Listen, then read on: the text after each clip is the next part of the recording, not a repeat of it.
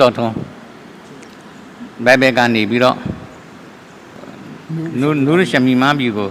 ရွှေကတကြတာစိန်တစင်းသာလက်ငင်းပြီးတော့နေကဖောက်ဖို့အတွက်ကမ်းလာတဲ့အချိန်မှာနူးရှမီမားပြီကနေပြီးတော့လက်ကန်တဲ့သဘောတူတဲ့အကြောင်းကိုပြောခဲ့တယ်အဖေကိုယ်တိုင်